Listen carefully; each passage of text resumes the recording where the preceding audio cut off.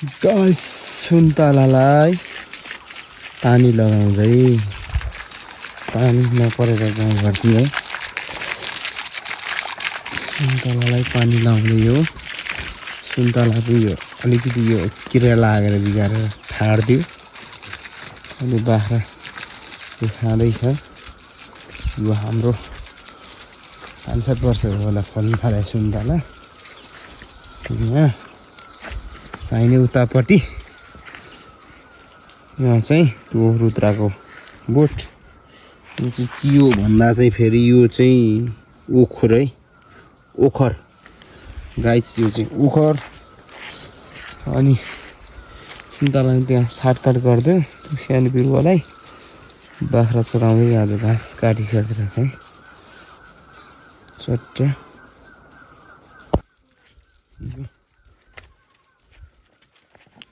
सुन्तला खाएर चाहिने उतापट्टि यो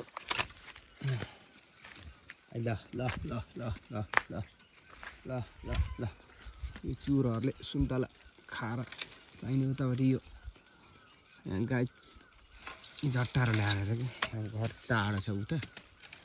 अब झट्टारोलाई हानेर बाख्रा गोठाला गर्दै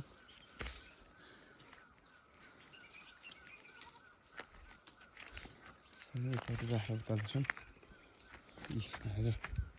सुन्तला खेततिर पानी लाएर यहाँ गोरुलाई घाँस पनि हालिदिनु पर्छ। चाहिने उतापट्टि बाख्राहरू चाहिँ त्यता छन्। सुन्तला फुलेर यहाँ फेरि कागती कन्ता फुलिरहेछ। कागती एन्टी लाइट भयो यहाँ कागती फुलेर सबै खतम लाइट।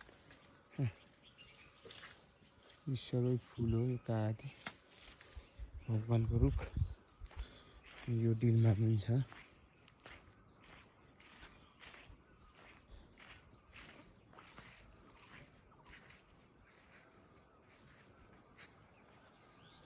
सुन्तला अलिअलि फलेको छैन यहाँमा, अलिअलि फुलिआएको छ।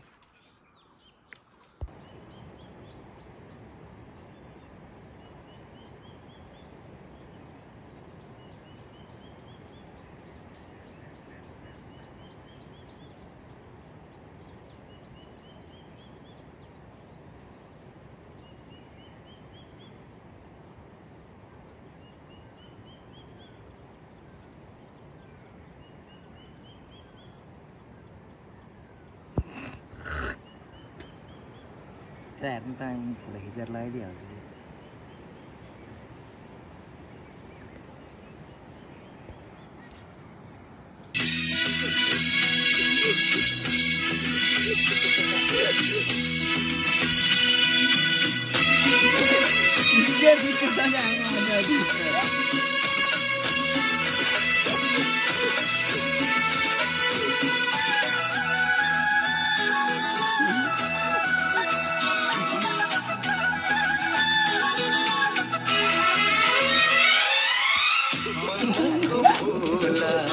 साचेर आइदेऊ न मायाको माला।